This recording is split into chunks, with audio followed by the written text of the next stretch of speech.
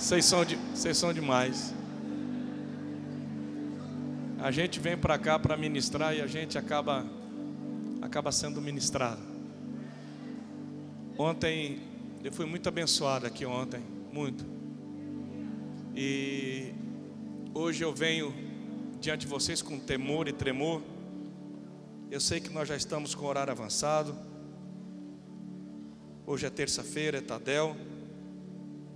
Mas eu queria rapidamente pensar com vocês. Essa mensagem eu preguei apenas uma vez.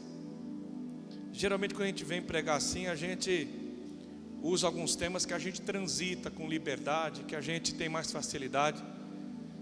Mas eu queria hoje pensar com vocês sobre o centro do coração de Deus. O que está no centro do coração de Deus? O que pulsa no coração do Pai? A Bíblia nos diz no livro de Gênesis, capítulo 1, versículo 28, vocês sabem de cor. Gênesis 1, 28 diz assim: Deus os abençoou e lhes disse: sejam férteis e multipliquem-se. Diga comigo: Deus os abençoou e lhes disse: sejam férteis e multipliquem-se. Aí o texto continua: encham e subjuguem a terra, dominem sobre os peixes do mar, as aves do céu e sobre todos os animais que se movem pela terra.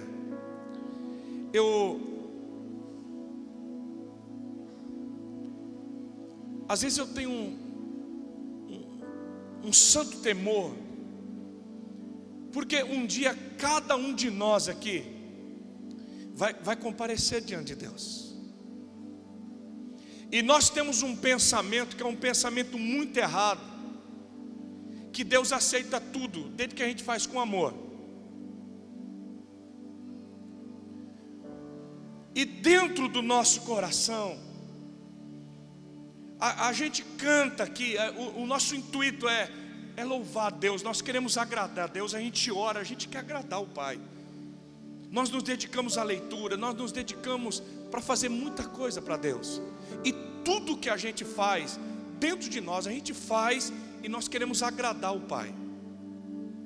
Agora, o que a gente tem que se perguntar hoje?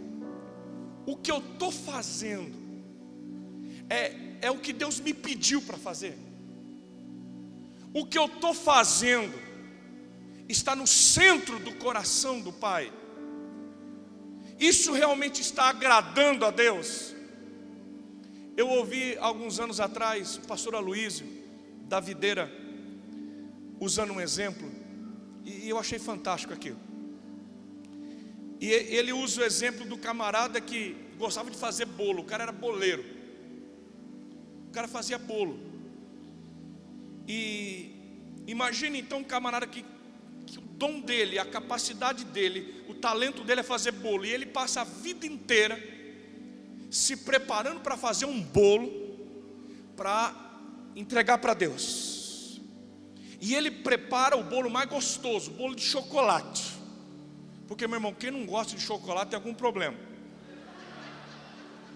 Você pode até não gostar muito assim, mas é difícil. O cara fazer, eu não gosto de chocolate. Você pode não ser chegado, mas um bolinho de chocolate vai bem. Aleluia, né? Então, imagina um camarada prepara aquele bolo de chocolate, o melhor chocolate, a melhor cobertura, e ele chega diante de Deus e diz: Deus, eu passei a vida inteira preparando esse bolo de chocolate para o Senhor. E aí Deus olha para ele e diz assim: desculpa, eu gosto de baunilha, mas dá para o Miguel e o Gabriel é doidinho por causa de bolo de chocolate. Você já pensou uma frustração de você passar a vida inteira fazendo algo para Deus e descobrir que aquilo não está no centro do coração de Deus? Isso me dá um santo desespero, irmão. Sabe por quê? Porque a gente que é pastor, a gente que é líder, a gente até disfarça a coisa. Agora, eu não acredito que Deus vai fingir, eu não acredito nisso. Eu não consigo acreditar num Deus que vai mentir que gosta quando Ele não gosta. Um Deus que vai fingir que tudo está legal quando tudo não está legal. Porque o pastor, meu irmão, ele tem essa capacidade, sabe? Você chega 1h da tarde na casa do camarada e ele diz assim: rapaz, tem um café? Eu acho que está quente ainda. A patroa fez, era 6 da manhã, mas eu acho que está morninho ainda. Vou pegar para o pastor. E a gente quase implora: não pega não, por favor, porque o trem chega a estar fermentando. E aí o camarada enche aquela talagada, a gente dá ação de graça, ora e manda, e pensa num sorriso assim: nossa, não está uma delícia. Pastor é perito nisso, irmão. Eu lembro que quando eu morava em Venceslau, eu fui para Venceslau com 20 anos e tive meu encontro com Jesus. Já contei isso aqui para vocês, pelo menos eu acho. E eu trabalhava na igreja, eu fazia faculdade de Direito, trabalhava, e eu já comecei a liderar jovem na igreja. Os anos foram se passando, e o meu pastor em Presidente Venceslau, ele me desafiou a assumir uma congregação que nós tínhamos em Marabá Paulista. Foi o primeiro ministério que eu tive. Eu ainda muito novo, acostumado a liderar jovem, fazer culto em praça. Eu já naquela época gostava de tocar, mexer com louvor. Mas nós fomos em Marabá Paulista, o pastor tinha saído e a igreja ia fechar. Era uma igrejinha, sei lá, dava essa parte daqui assim, ó, daqui para cá, era um antigo bar. Só tinha uma porta assim, umas 30 cadeiras. Mas o pastor tinha conseguido acabar com aquela igreja. O pastor foi embora, deixou, e ficou umas 6 pessoas. O meu pastor me levou lá. E naquele culto, umas pessoas de idade, graças a Deus, um bêbado chegou para visitar, porque bêbado adora a igreja. E chegou um cachorro também muito crente. Nunca mais aquele cachorro faltou no culto. Verdade, tem cachorro, meu irmão, que ele não perde, ele sabe a hora certinha do culto. E chegou ali, e o pastor pregou. Eu olhei aquela cidadezinha de umas 3.000 pessoas, aquela igrejinha pequenininha. E quando nós fomos embora, o pastor falou assim: e aí, Jeto, o que você acha? Eu falei: vou orar. Porque quando a gente não quer falar não, a gente fala: vou orar. Quando um crente fala assim: vou orar, é que ele não tem coragem de falar não na hora. Entendeu? E eu, muito espiritual, falei: não, pastor, eu vou orar. Porque eu estava, naquela época, eu já estava começando assim, pregar em congresso, e estava acostumado já com bastante gente, e a gente tinha uma banda que tocava, que saía. Eu estava liderando o culto de jovens no sábado, estava bombando. Eu estava acostumado com aquele negócio. A hora que eu olhei aquele cachorro bêbado de meia dúzia de velho, eu falei: não vai, para mim não vai dar certo isso aqui não. Deixa eu quieto. E eu fui embora, mas eu fui orar. Eu falei que ia orar, fui orar. E quando eu fui orar, Deus disse assim para mim: cancela toda a tua agenda, entrega os teus cargos, porque eu vou te ensinar a ser pastor lá naquele lugar. Você vai pregar para 6 pessoas, que nem você prega para 2.000 pessoas.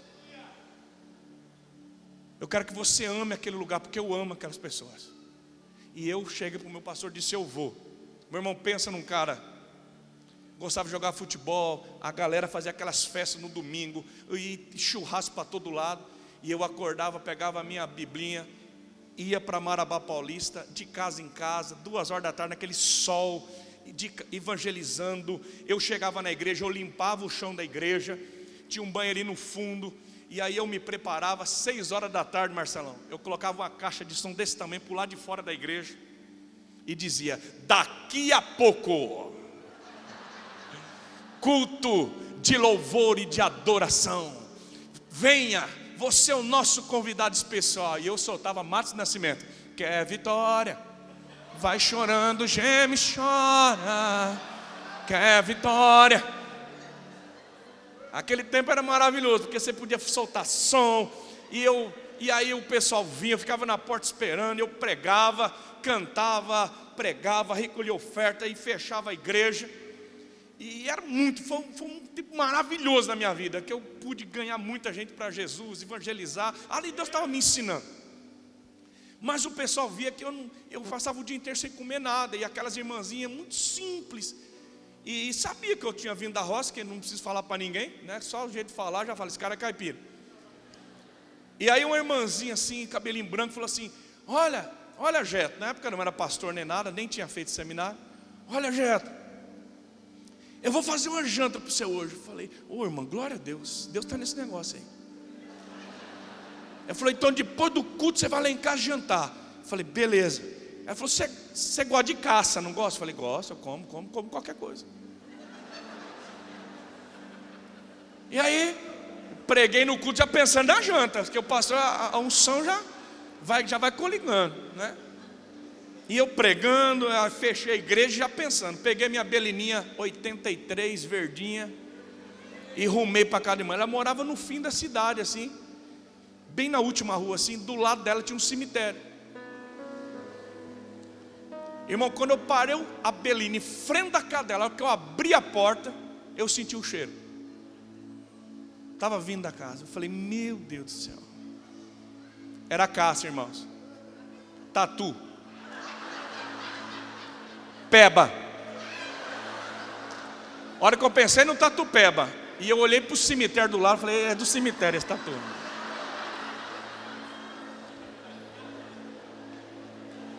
Mas me deu uma agonia, irmão. Mandou uma agonia em mim.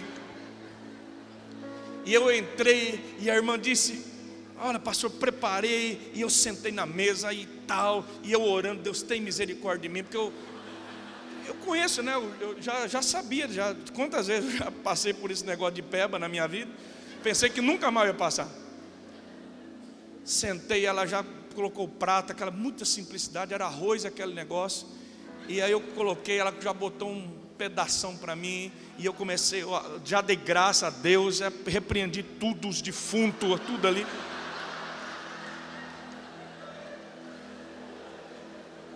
E eu estou comendo, comi orando ali e tal.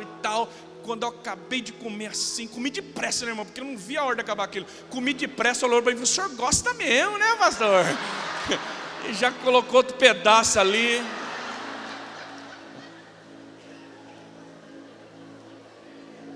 Meu irmão, eu ria, pensa numa lágrima, eu ria assim, chorando.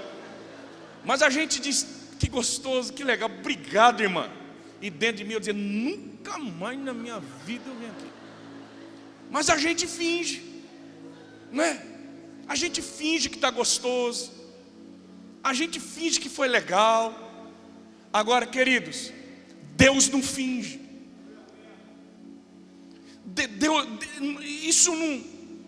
Deus não é assim. Deus não come para agradar o freguês. O que está fora do coração de Deus, o que não lhe agrada, Ele não recebe. E é isso que eu queria pensar com você hoje. Porque dar um presente para alguém é uma tarefa muito difícil. Mas eu tenho duas dicas para você. Quando você for dar um presente para alguém, você tem que pesquisar e perguntar assim: o que essa pessoa não tem? Porque, meu irmão, se você der uma coisa, um presente para alguém que ele não tem, já é meio caminho andado, porque ele não tem. E uma outra dica é o seguinte: o que realmente essa pessoa gosta? O que move o coração dela? Hoje, rapidamente, eu quero compartilhar com você algo que Deus não tem. Pastor, tem alguma coisa que Deus não tem? Sim, tem. Tem algo que Deus não tem. Tem algo que Deus está pedindo e que Deus está buscando. Tem algo que Deus ama. Tem algo que Deus entregou tudo, porque Ele amava demais. É algo que está no centro do coração dEle.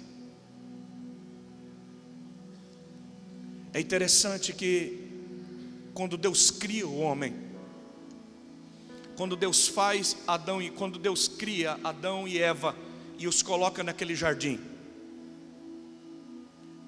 Deus cria o homem e coloca o homem no jardim do Éden. Sabe o que significa Éden? Éden significa delícias. Quando que Deus criou o homem, irmãos? No sexto dia. Depois que Deus fez tudo, depois que Deus criou tudo, depois que Ele formou o jardim, Ele cria o homem no 6º dia. E quando Deus acaba de criar o homem, coloca o homem no jardim, o que vem? O sábado, o 7º dia, o Shabat. Deus acabou de criar o homem, coloca o homem no jardim e vem o que? Descanso. Shabat, sábado, significa descanso. Agora, pelo amor de Deus, já não vem com esse pensamento assim: ah, pastor, graças a Deus o senhor está dizendo que o negócio é descanso.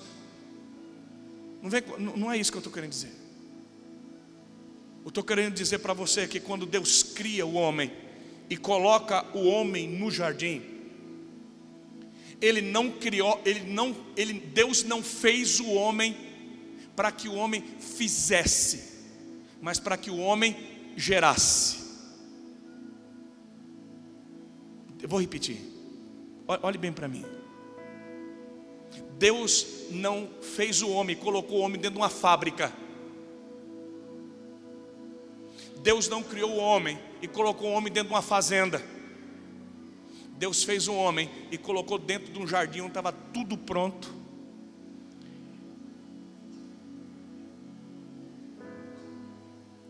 E a palavra de Deus para o homem é: entra nesse jardim, entra no meu descanso. E a primeira palavra de Deus para o homem é: sejam férteis, multipliquem.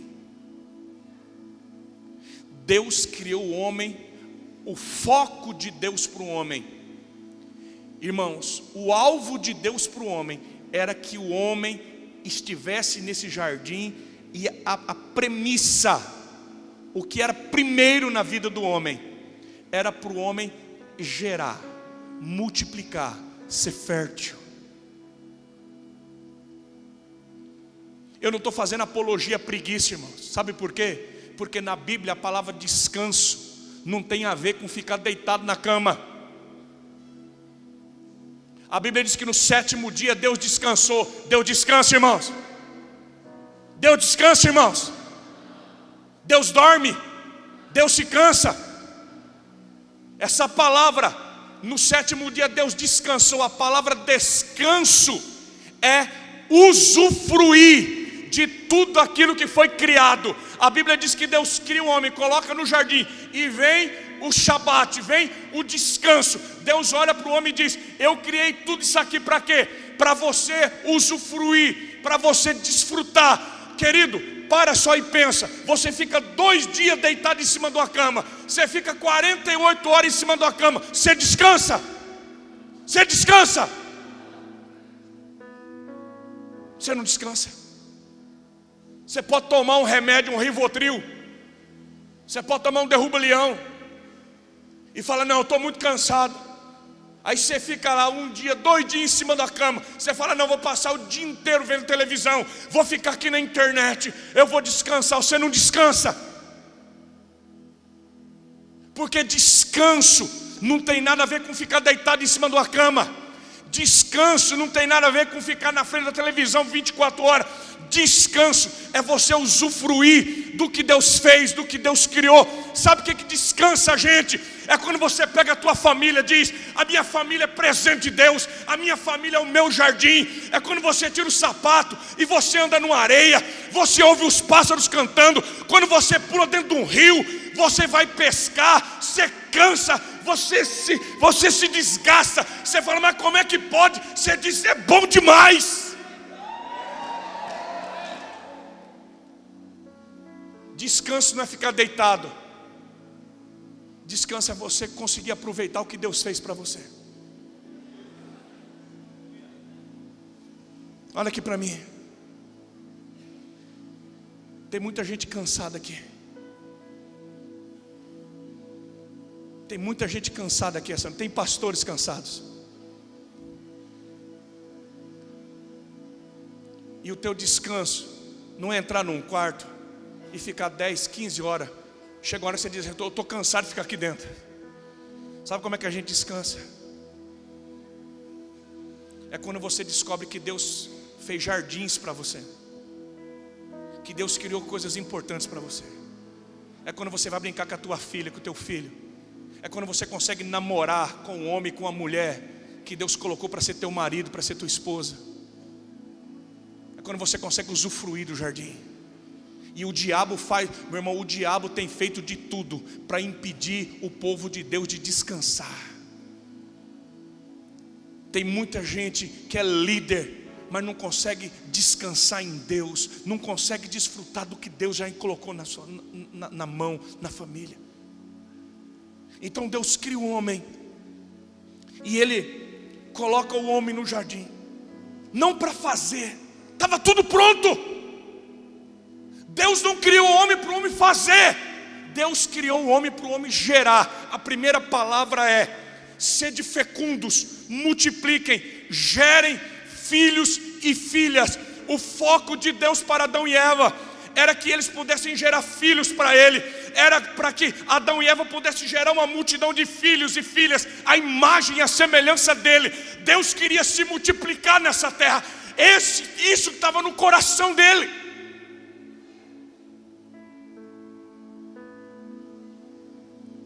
Eu olho para a igreja hoje, irmãos. Por que a gente ama a igreja na visão celular? A gente ama a igreja na visão celular porque durante muitos anos eu fui criado numa igreja chamada igreja de programas. Eu não estou fazendo crítica aqui, eu estou apenas fazendo você pensar comigo. Durante muitos anos eu fiz parte de uma igreja de programas e pastoreei uma igreja de programas. Qual é o foco de uma igreja de programas? Nós temos que fazer esse povo fazer alguma coisa, Marcelo. Então é o seguinte, eu tenho que fazer alguma coisa. Então eu tenho que ter uma diretoria na escola dominical. Então eu sou diretor da escola dominical, eu sou professor da escola dominical, eu sou líder do coral. Não, eu sou líder da sociedade, da União Feminina Missionária. Não, eu sou presidente dos jovens. Não, eu agora sou líder não sei do que. Eu sou presidente do evangelismo. E a gente encaixando o povo. As igrejas mais pentecostais, a gente bota um monte de cadeira aqui em cima e diz: esse é o diácono, é o obreiro, é o cobreiro, é o diácono, é o presbítero e é o co-presbítero. E tem mais gente em cima do que embaixo, porque nós temos que fazer esse povo fazer alguma coisa. Nós temos que fazer, tem que fazer.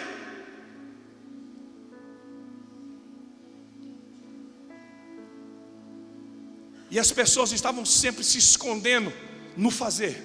Eu estou fazendo. Agora a pergunta é: Deus me chamou para fazer ou Deus me chamou para gerar? Presta atenção. Deus me chamou para fazer ou para gerar filhos e filhas para Ele? É isso que está no centro do coração de Deus. E a igreja, nós acabamos de ver, eu vi aqui dois adolescentes sendo consagrados no altar de uma igreja para serem líderes de célula. Porque na igreja, na visão celular, cada um de nós pode gerar filhos e filhas. Nós podemos gerar discípulos, nós podemos gerar vidas. Ninguém está preocupado com cargo, ninguém está preocupado com holofote. Nós não estamos preocupados com programa. Nós estamos preocupados em gerar filhos e filhas para Deus, encher essa terra de filhos e filhas, a imagem e a semelhança de Deus.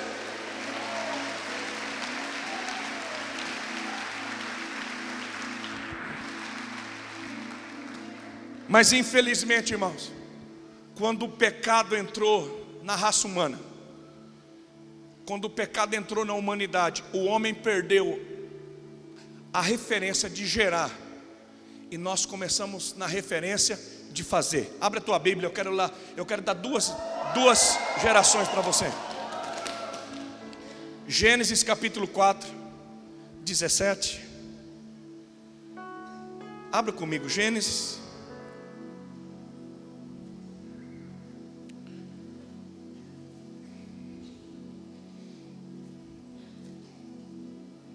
Gênesis 4, 17.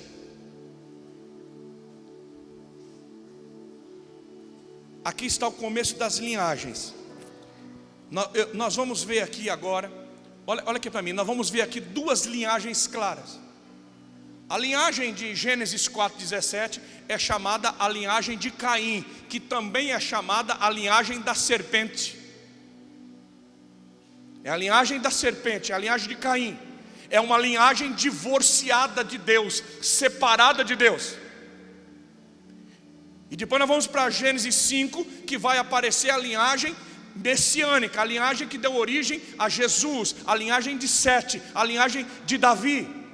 Então vamos ler. Presta atenção nisso aqui. Gênesis 4,17 diz: e coabitou Caim com sua mulher, ela concebeu e deu à luz a Enoque. Caim edificou uma cidade. A primeira cidade foi edificada por Caim. Olha que coisa linda. Quem inaugurou a primeira cidade foi Caim. E deu o nome do filho, deu o nome da cidade de Enoque, o nome de seu filho. Versículo 18. A Enoque nasceu-lhe Irade. Irade gerou Meujael, Meujael a Metusael, e Metusael a Lameque. Lameque tomou para si 2 esposas. A poligamia começa na linhagem da serpente, começa na linhagem de Caim. Quem primeiro teve 2 esposas foi Lameque, um dos descendentes de Caim. Lameque tomou para si 2 esposas. O nome de uma era Ada e de a outra era Zilá. Ada deu à luz a Jabal. Este foi o pai dos que habitam em tendas e possuem gado, de empresários na área do gado, do empreendedorismo rural. Versículo 21. O nome do seu irmão era Jubal. Este foi o pai de todos que tocam harpa e flauta. Na verdade não é só quem toca, eles também fabricavam os instrumentos. Então o Jubal, ele foi pai de todos aqueles que fabricavam instrumentos e que tocavam harpa e flauta. Versículo 22. Zilá, por sua vez, deu à luz a Tubal-Caim. Ele era artífice de todo instrumento cortante de bronze e de ferro. Ele foi um industrial. Aí começa a siderurgia. A irmã de Tubal-Caim foi Naamá. E disse Lameque às suas esposas, Ada e Zilá: ouvi-me, vós mulheres de Lameque, escutai o que passo a dizer-vos. Matei um homem, porque ele me feriu, e um rapaz, porque me pisou. 7 vezes se tomará vingança de Caim, de Lameque, porém 70 vezes 7. Olha aqui para mim. Olha essa linhagem. A gente tendo uma primeira leitura, você fala assim: nossa, que coisa linda. É uma linhagem de empresários, construtores de cidade, de fabricantes, de instrumentistas, de artífices. Essa linhagem de Caim é só gente que faz, gente que fez e fez muito. Aí nós vamos para a linhagem de Jesus, para a linhagem do Messias, para a linhagem de Davi. Capítulo 5, leia comigo. Olha a diferença, irmãos. Parece tão sem importância. Capítulo 5, versículo 1. Este é o livro da genealogia de Adão. No dia em que Deus criou o homem, a semelhança de Deus o fez, homem e mulher os criou e os abençoou, e lhe chamou pelo nome de Adão, no dia em que foram criados. Viveu Adão, diga comigo, viveu Adão. Fala que nem crente, diga, viveu Adão. Viveu Adão 130 anos e gerou um filho, à sua semelhança, conforme a sua imagem, e lhe chamou Sete. Depois que gerou a Sete, viveu Adão 800 anos e teve filhos e filhas. Diga, filhos e filhas. Os dias todos da vida de Adão foram 930 anos e morreu. Sete viveu 130 anos e gerou a Enos. Depois que gerou a Enos, viveu 807 anos e teve filhos e filhas. Diga, filhos e filhas. Todos os dias de Sete foram 912 anos e morreu. Enos viveu 90 anos e gerou Cainã. Depois que gerou a Cainã, viveu Enos 815 anos e teve filhos e filhas. Tá aí, tá bom. O que eu quero dizer com isso? Não sei se você conseguiu observar que o capítulo 4 não fala a idade de ninguém. O capítulo 4, a linhagem de Caim, da serpente, não fala os anos que viveram e nem quantos filhos geraram. Não fala. Mas quando chega o capítulo 5, que fala a linhagem de Adão, a linhagem de Sete, a linhagem de Davi, do Messias, é interessante que não aparece ninguém assim, fez uma cidade. Não, foi um empresário, não. Mas aparece, viveu tantos anos, gerou o primogênito, depois viveu mais tantos anos e gerou filhos e filhas. Depois, gerou o primogênito, depois viveu tantos anos e gerou filhos e filhas. E fala, viveu 900 anos, viveu 800 anos. Por quê, meu irmão? Porque para Deus a vida só tem sentido, não é quando eu faço. A vida só tem sentido quando eu gero. A vida não é contada por aquilo que eu faço. A vida é contada quando eu consigo gerar filhos e filhas, quando eu deixo uma descendência para Deus. A descendência de Caim, a descendência da serpente é marcada pelo que fez, mas não é marcada pelo que gerou. E isso para Deus não é vida.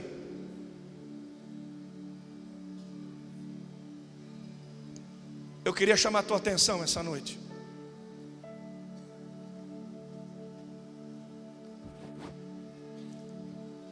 Que a gente passa às vezes muito tempo na igreja, é a nossa vida, e nós estamos sempre encontrando desculpas, porque gerar filhos e filhas é muito difícil. É mais fácil fazer outras coisas, irmãos. É muito mais fácil fazer do que gerar. É muito mais fácil. É mais fácil eu tocar o teclado. É mais fácil. Não é mais fácil eu tocar a guitarra. É mais fácil eu fazer parte de um ministério. É mais fácil ser pastor. É mais fácil ser introdutor. É mais fácil dançar. É mais fácil fazer as coisas. A gente está dizendo, não, eu estou fazendo. É mais fácil fazer uma casa. É mais fácil construir uma cidade. É mais fácil construir um prédio. Irmão, não tem problema nenhum construir uma cidade. Não tem problema nenhum tocar teclado. Só tem uma coisa: lá no céu não vai teclado. Lá no céu não vai subir prédio, nem cidade, nem guitarra. Lá no céu só vai entrar filhos e filhas de Deus.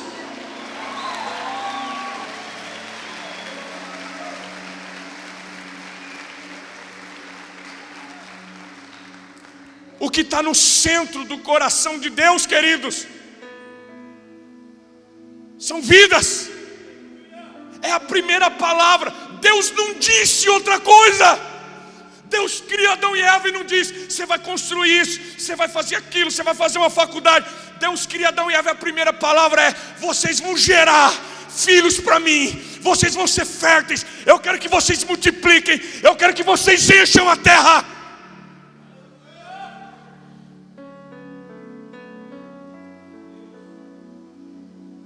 Deus, Ele rasga o coração e diz, é isso que eu quero.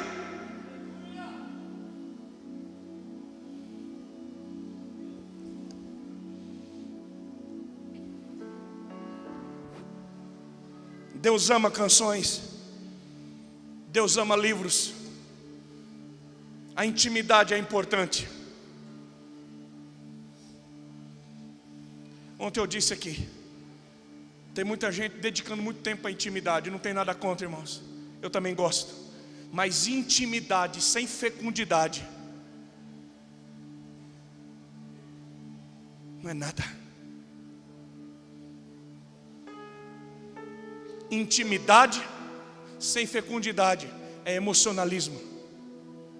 Não adianta ficar tremendo aqui na frente, não adianta cair todo culto, não adianta levantar a mão da trimelique. A pergunta é, o que você está gerando para Deus? Meu irmão, ninguém aqui gosta de cair mais do que eu. Quando ninguém ora por mim, eu caio sozinho. Eu penso num cara que gosta do negócio. Eu gosto, a onda vem, eu pulo, eu quero surfar. Eu não tenho problema com isso, irmãos, eu sou chapado. Eu não tenho problema com isso. Agora, o que eu tenho percebido, pastor Marcelo, nós temos pregado em muitos congressos. Tem gente que vai de congresso em congresso, de unção e de unção, mas não gera um filho para Deus.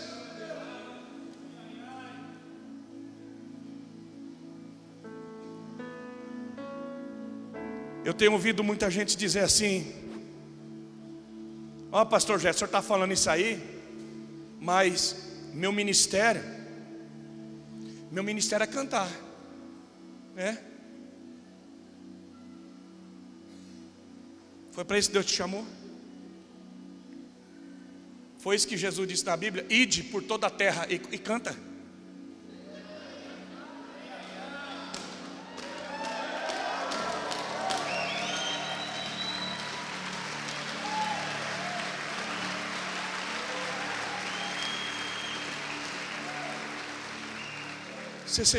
Queridos, eu estou falando isso com amor com vocês, sabe por quê?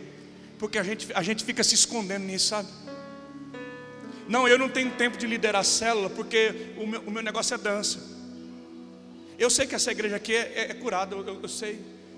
Mas muitas vezes eu peguei meu líder de louvor, cara. Peguei meu líder de louvor e falei: você vai sentar, cara. Você vai sentar. Por quê, pastor? Porque, queridos, vamos para o segundo texto, vocês vão entender agora. Gênesis 9:1. Deus tenta de novo. Nós vamos para Noé. Adão e Eva, a descendência corrompeu e eles começaram a fazer. Aí Deus traz o dilúvio, destrói toda a raça humana, todos os animais. Deus diz: eu vou começar. Escuta bem, depois do dilúvio, em Gênesis capítulo 9, Deus diz: vamos recomeçar de novo. Vamos recomeçar, passou a régua, passou a água, vamos recomeçar. Qual foi a primeira palavra que Deus disse para Noé depois do dilúvio? Gênesis 9:1. Gênesis 9:1. Deus, vocês estão comigo aí? Deus abençoou Noé e seus filhos, dizendo-lhes: sejam o quê? Sejam férteis, multipliquem-se e encham a terra. Meu irmão, por que Deus está falando isso? O que está no coração dele? O que está no centro? Ele quer filhos, ele quer filhas. Deus está dizendo: vamos recomeçar de novo.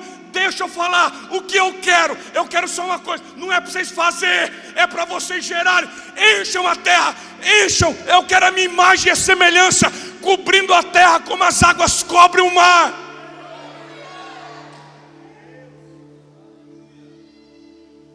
Não tem dúvida, irmãos, o que está no centro do coração de Deus são filhos e filhas. O chamado de Deus é: sejam férteis, gerem. O que acontece com a geração de Noé? Decide fazer de novo. Viram as costas para Deus. Vamos ler, Gênesis 11. Vocês conhecem. Gênesis 11, 3 e 4.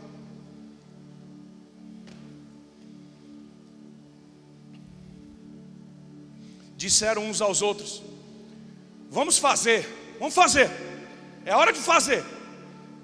Vamos fazer tijolos e queimá-los bem. Usavam tijolos em lugar de pedras e piche em lugar de argamassa. Depois disseram: vamos construir uma cidade com uma torre que alcance os céus. Por quê? Assim nosso nome será famoso e não seremos espalhados pela face da terra. Qual que era a mentalidade agora? Babel, que se tornou Babilônia. Qual que é a mentalidade de Babilônia? Qual que era a mentalidade de Babel? Vamos fazer. Deus disse: eu quero que vocês encham a terra. Ele disse: não vamos encher terra coisa nenhuma, vamos ficar aqui. Vamos fazer célula, vamos conquistar a cidade. Não vamos conquistar nada, vamos fazer nosso nome grande aqui. Vamos construir uma torre para nós ficarmos famosos. Olha o texto, irmãos. Assim o nosso nome será famoso. Qual que é a mentalidade de Babel? Vamos fazer para todo mundo ver. Deus disse para fazer? Não. Deus disse para gerar.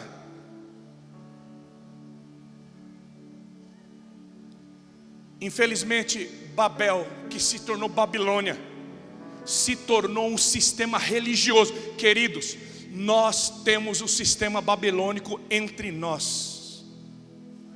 A igreja precisa fugir de Babilônia. Eu estava falando do meu ministro de louvor.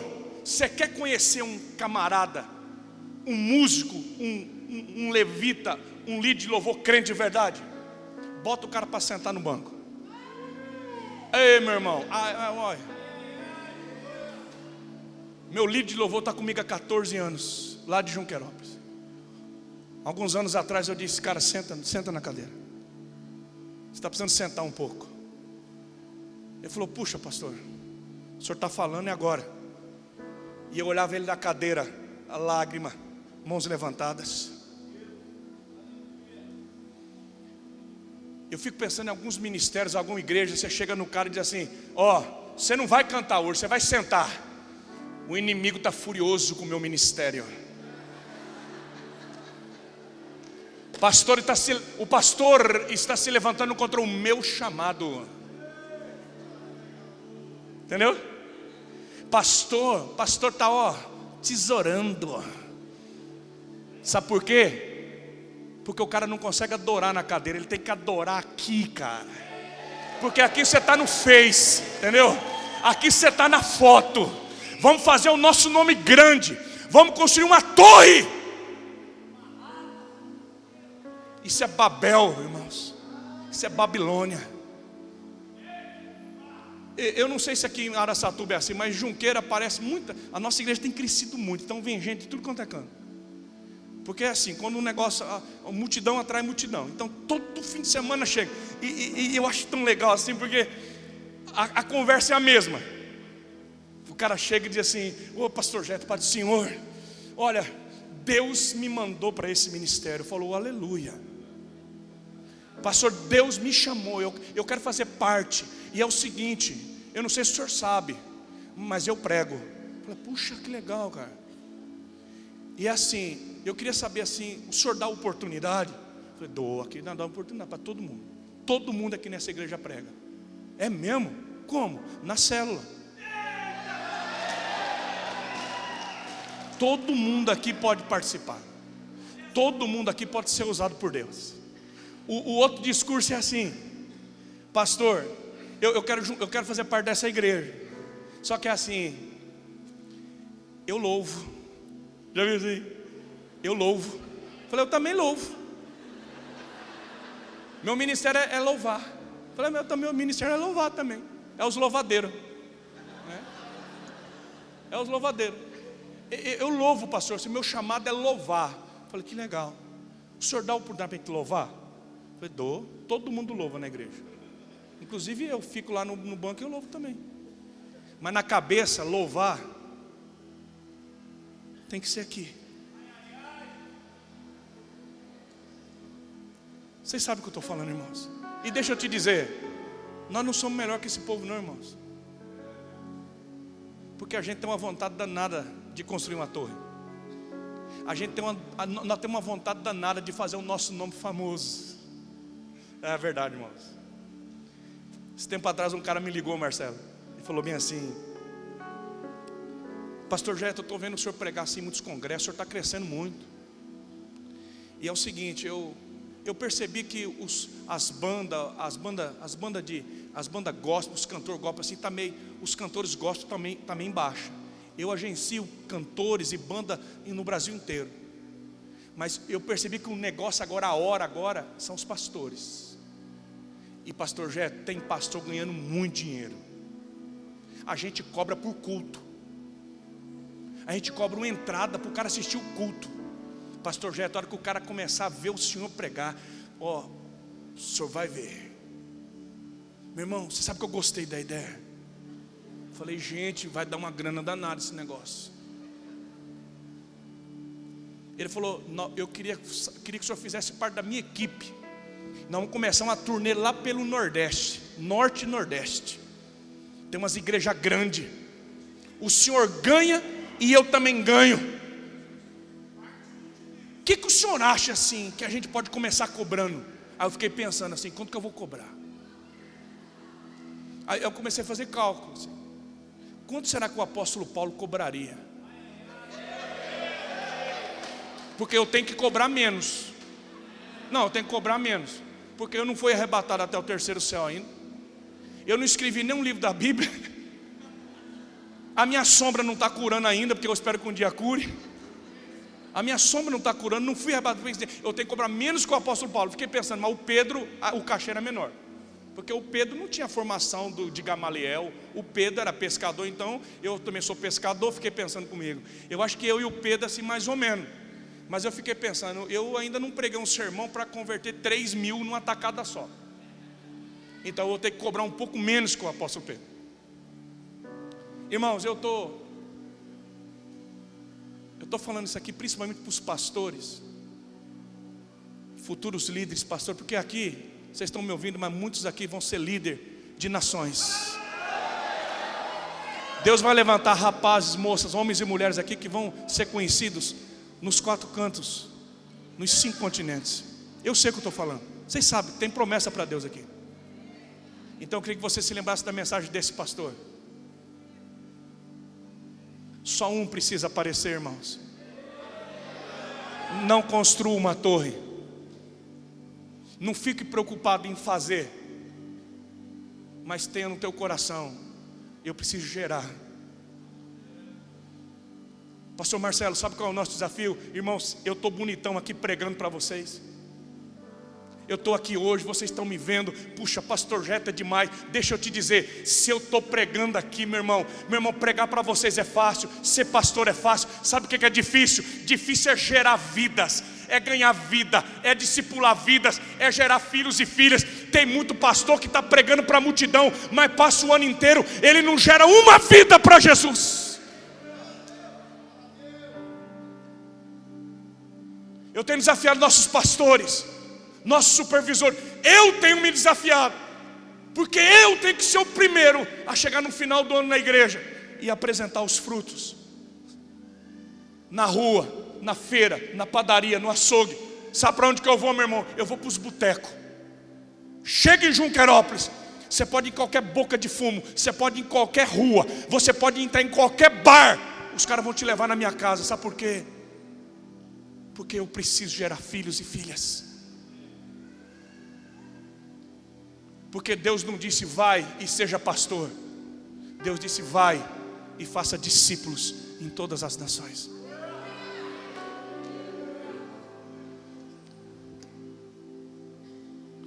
Nós precisamos, queridos, nós precisamos viver essa metanoia.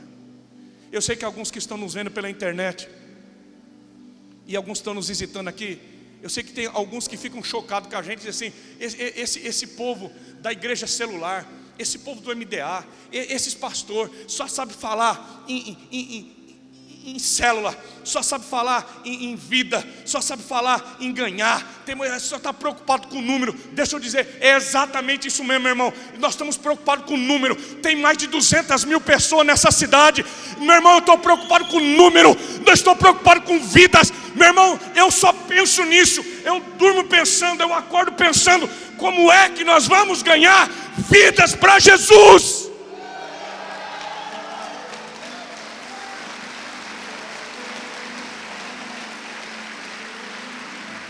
Falar uma outra coisa aqui. Sabe o que tem? Sabe o que os críticos de plantão estão falando dessa igreja e da minha igreja e de muitas igrejas que estão em cela? Essas igrejas incharam. Já ouviram isso? Eu sei que aqui, acho que Araçatuba ninguém fala isso. Não, esse povo aí que só fala em crescimento e multidão, essas igrejas estão inchadas. Deus não está interessado em quantidade, Deus está interessado em qualidade. Já ouviram isso? Eu não sei onde é que está na Bíblia isso. Presta atenção no que eu vou falar. Não, só seja inteligente um pouquinho. O que você acha que está no coração de Deus? Uma igreja de 100 pessoas, bem batista mesmo, baptista, 100 baptistas, formados 20 anos na escola dominical. O cara tem diploma de escola dominical.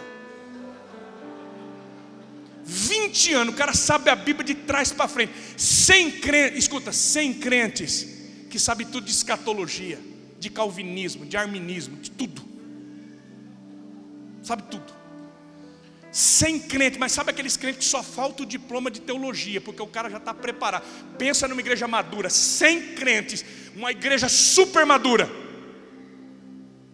Mas faz 40 anos, está os mesmos 100.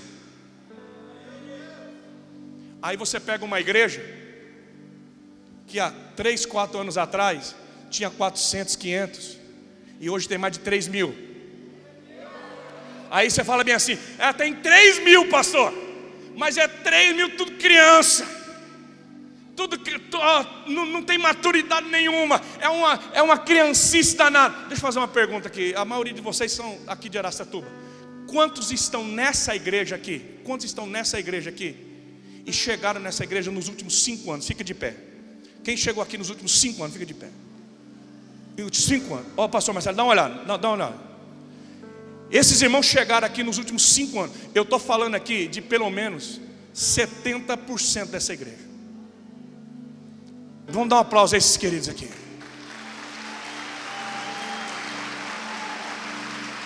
Pode sentar. Eu sei que alguns aqui chegaram nos últimos 5 anos e já vieram de outras igrejas, são maduros. Mas a maioria de vocês chegaram nos últimos 5 anos e entregaram a vida a Jesus. Vocês têm 5 anos de vida, são criancinhas ainda. Não sabe nada de escatologia, não sabe nada de hermenêutica, de exegese, sabe, pastor, eu estou na célula, eu me batizei, eu estou chegando nessa igreja. Agora fala para mim, se você veio aqui e entregou a tua vida a Jesus, o teu nome está escrito no livro da vida. Você é um filho, uma filha de Deus. Eu prefiro, Marcelo, ter uma igreja de 3 mil pessoas que tem o nome no livro da vida, do que ter uma igreja de 100 que não prega, que não ama, que estão preocupados com a letra, mas estão vazios do Espírito.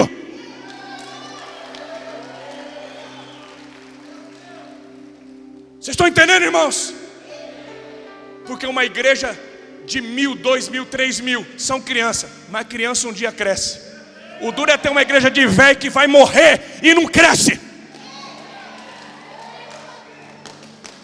Sabe o que eu amo, irmãos? Eu tenho dificuldade com crente velho, mas eu amo o velho crente. Eu vou repetir: crente velho não serve para nada, mas o velho crente é uma máquina na mão de Deus. A minha sogra, cabelo branco, o rosto marcado pelo sol, 70 anos de idade, era líder de célula, era velha crente, apaixonada por vidas. Toda semana ela estava na célula dela. Ela teve derrame e ela já não podia mais falar. A língua saía para fora, ela babava. Ela andava com muita dificuldade, o lado ficou todo contorcido. E ela com a língua de fora fazia sinal para Léia e dizia: eu quero ir para minha célula.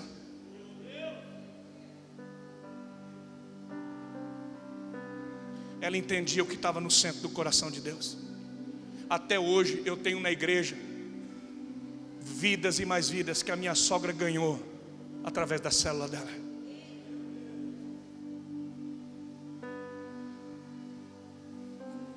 Fala para mim, você é um crente velho ou você é um velho crente apaixonado por vidas?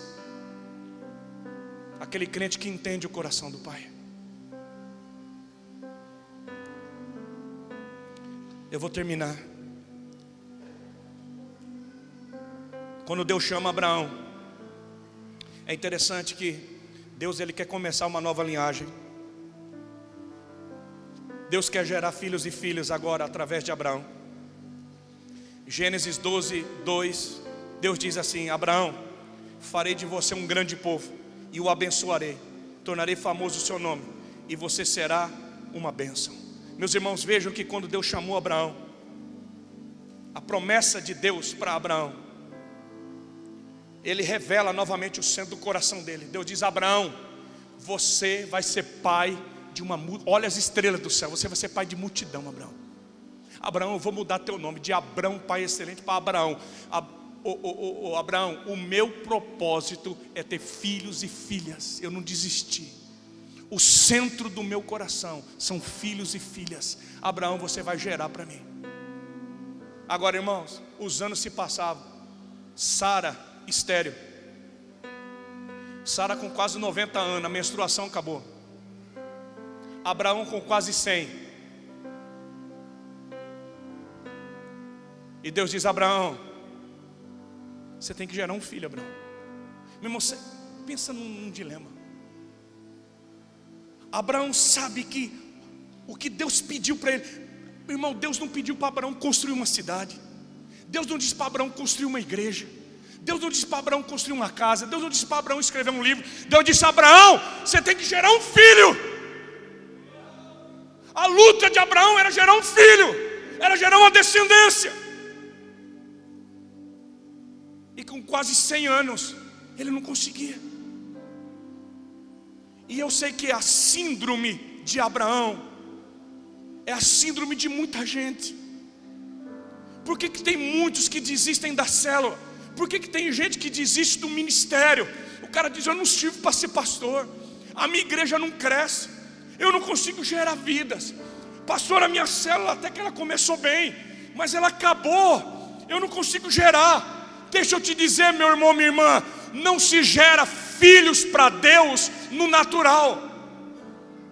Não se gera discípulos, não se gera filhos e filhos espirituais na carne. Esse é o dilema. A luta de Abraão é a tua luta e a minha luta, porque parece muito longe, muito distante da nossa capacidade. Gera filhos, dá muito trabalho, muita gente desiste. Então como eu não consigo gerar filho, como eu não consigo multiplicar, como eu não consigo ser fértil, então qual é a minha saída? Ao invés de gerar, eu começo a fazer. Não, eu não sirvo para ser líder de célula. Eu não nasci para gerar filhos. Sabe o que eu vou fazer? Eu vou começar a tocar, eu vou cantar, eu vou dançar, eu vou fazer outra coisa. Não, pastor, meu chamado não deve ser de gerar. É mentira. É mentira isso. A luta de Abraão, é a tua luta e a minha luta. E muitos de nós têm fugido. Você pensa que é fácil para nós? Nós somos pastores. Você pensa que é fácil para nós? Eu estou aqui pregando. Mas esse desafio é para mim mesmo, irmãos. Como que é difícil gerar uma vida para Deus. Como que é uma luta arrancar alguém do inferno. Como que é difícil. Não é muito mais fácil eu treinar aqui e falar bem assim: não, eu vi essas meninas dançando aqui, meu irmão, se eu me esforçar eu danço que nem elas. Vocês estão duvidando? Se eu me esforçar mesmo, assim, se eu treinar mesmo, eu dou o pulo do cisne aqui. Se eu treinar mesmo, eu canto que nem o Lucas. Porque isso demanda do meu esforço. Eu me esforço, eu canto. Eu me esforço, eu toco. Eu me esforço, eu danço. Eu consigo fazer, eu consigo construir. Eu construo uma torre, eu construo uma cidade, eu construo uma igreja. Agora deixa eu te dizer, isso não está no centro do coração do Pai. Deus disse a Adão: eu quero que você gere. Noé, eu quero que você gere. Abraão, eu quero que você gere, Abraão.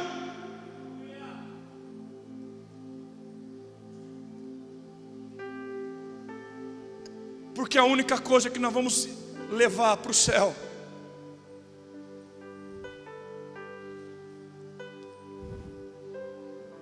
a única coisa que nós vamos entregar na mão de Deus são os filhos e as filhas que Ele nos der. Queridos, eu vou terminar, preste atenção.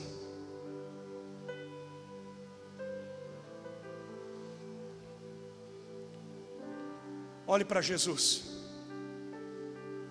Quantos livros Jesus escreveu? Quantos livros Jesus escreveu? Quantas casas Jesus construiu?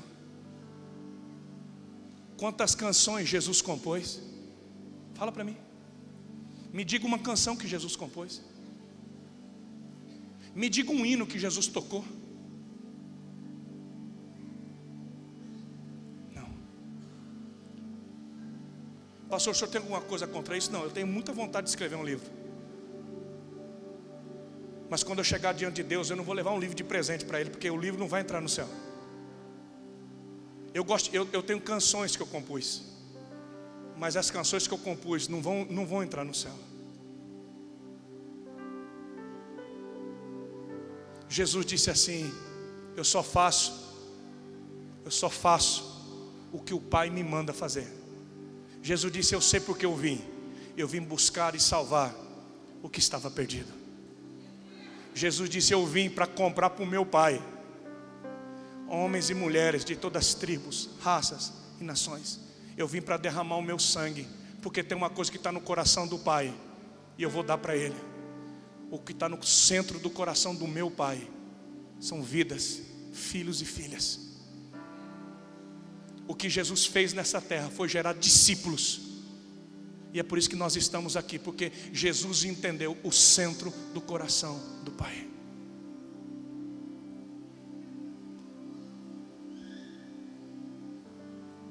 Pastor Jetro, o senhor está pregando uma coisa muito difícil. É verdade.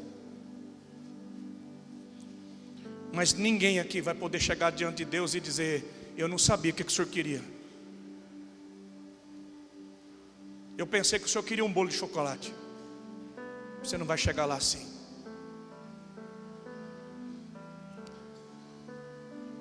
Eu penso que o nosso dilema é o dilema de Maria.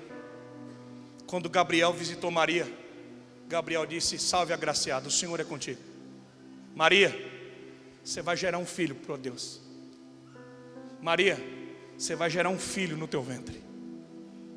O que Maria fala, irmãos? O que você fala e o que eu falo. Eu não tenho condições.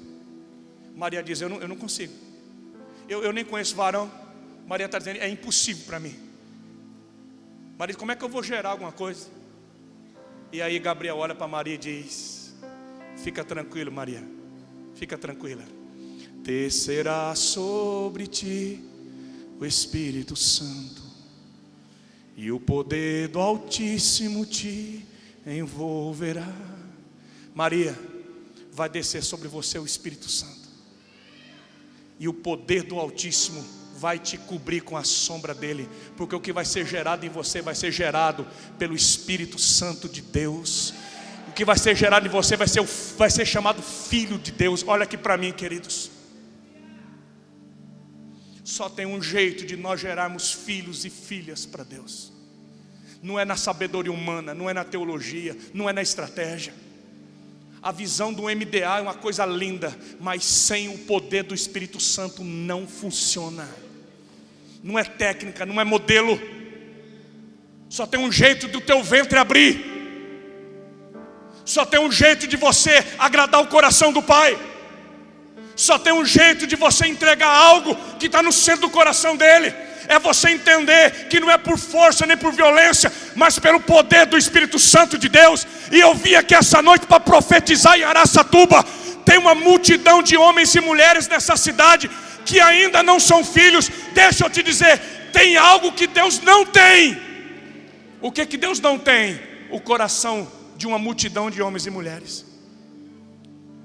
É por isso que em Provérbios Deus diz assim: filho meu, dá-me o teu coração. Por que Deus diz: filho meu, dá-me o teu coração? É porque Ele não tem. Tem uma multidão aqui nessa região que ainda não são filhos e filhas de Deus. E me escute bem, qual é o ventre que vai gerar esses filhos para Deus? Só tem um ventre, só tem um povo que pode gerar filhos e filhas para Deus. É a igreja. É o teu ventre. É o teu ventre. É o ventre. Meus irmãos, os anjos não vão gerar filhos para Deus. Os anjos não vão. Principados e potestades não vão. Só você pode gerar filhos e filhas. E se essas pessoas que estão agora na rua aí, se elas não forem geradas para Deus, se o teu ventre não gerar elas, elas vão para o inferno. Elas já estão vivendo o inferno.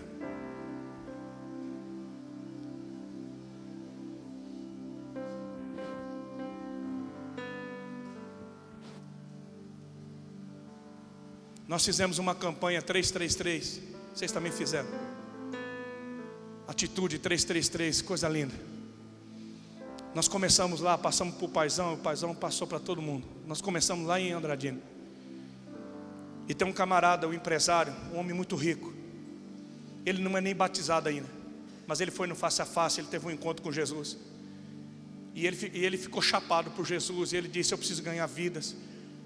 E como ele é um homem muito influente, ele começou a ir na cela e começou a levar muitas pessoas. Mas um bêbado, que ele tem um estacionamento de veículos, de ônibus, de caminhão, essas coisas. E um bêbado sempre ia lá e ele se apaixonou por aquele homem, começou a falar de Jesus, mas o cara não queria. E ele começou nessa atitude 333, orar e jejuar. Aquele bêbado era um dos 3 que ele orava. E ele tentou de todo jeito levar para a cela, não conseguiu, levar para a igreja, não conseguiu. Mas no dia do culto de colheita, ele estava em jejum, ele disse: eu vou levar esse homem. E o homem sempre se esquivando, não gostava de crente. E ele convidou o cara para ir na igreja. O cara falou: tá bom, eu vou. E quando ele chegou na igreja, esperou, o cara não veio. Ele pegou o carro dele, irmãos, e foi lá na Bocada. O cara mora na Bocada, lá na favela. Parou na porta do barraco e disse: fulano está aí. A mãe dele apareceu e disse: ó, ele mandou dizer que está dormindo porque ele não quer ir na igreja dos crentes, não. Falou: acorda ele, por favor. Mas ele não quer, acorda ele, por favor. E o camarada acordou, levantou, chegou na porta. Pensa num homem centrado, um homem bonito, bem vestido. Olhou para aquele bêbado, cabelo desmantelado, e disse: faz algum tempo que eu estou orando e jejuando pela sua vida. Você não pode ir para o inferno. Jesus ama você. Eu vim aqui porque eu quero te arrastar para Jesus. Você precisa mudar de vida, você precisa nascer de novo. Você está morto. Por favor, venha ouvir uma palavra que pode mudar a sua vida. Eu vou ficar aqui te esperando. Enquanto você não disser sim, eu não vou sair daqui. E aquele camarada começou a chorar, vendo aquele homem de posse, um empresário, na porta da casa de um bêbado, chorando e dizendo: eu vim aqui.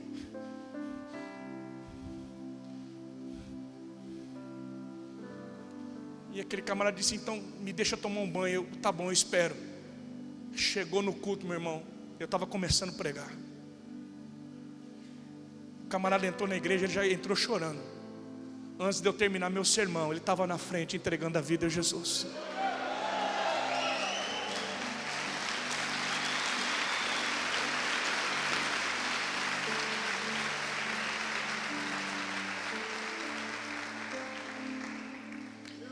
Eu não quero hoje emocionar ninguém, mas eu queria que você pensasse um pouco comigo. Sabe o que eu penso, pastor Gilberto?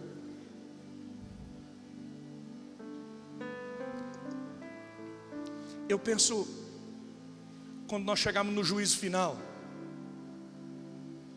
você estiver do lado de Jesus no trono, e você dá uma olhada no lado esquerdo, e aquele cara que joga futebol com você toda semana vai estar do lado esquerdo, se preparando para ser jogado no lago de fogo. Sabe aquele cara que trabalha com você, que é teu amigo, que você tira ele no amigo secreto no final de ano? Sabe aquela sua amiga do Facebook, que todo dia você manda um recadinho para ela? Sabe a amiga, a companheira? Mas ela não é crente, ela não entregou a vida a Jesus. Sabe aquela pessoa da tua família que todo domingo vai almoçar na tua casa e a gente fica sempre adiando, sabe? Aquela pessoa da família que você sabe que está longe de Deus. Eu fico imaginando essa pessoa no juízo final. A hora que essa pessoa ouvir assim: apartai-vos de mim, malditos, para o fogo eterno. Sabe, eu fico pensando naquela pessoa olhar para você e dizendo assim: por que, cara? Você era meu amigo, você jogou bola comigo toda semana, por que você não me arrastou para a igreja?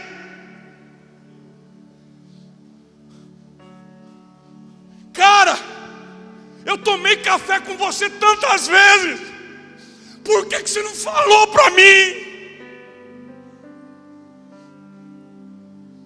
Você era meu amigo, e agora eu vou passar uma eternidade do inferno.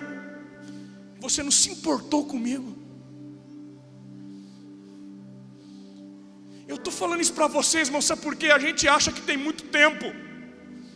A gente acha que, não, vai chegar a hora. Deixa eu te dizer, a hora é agora. Nós temos que pegar em tempo e fora de tempo. O Espírito Santo precisa descer sobre você. O poder do Altíssimo tem que envolver. Chegou a hora de gerar filhos, de gerar filhas. Esse é o centro do coração do Pai.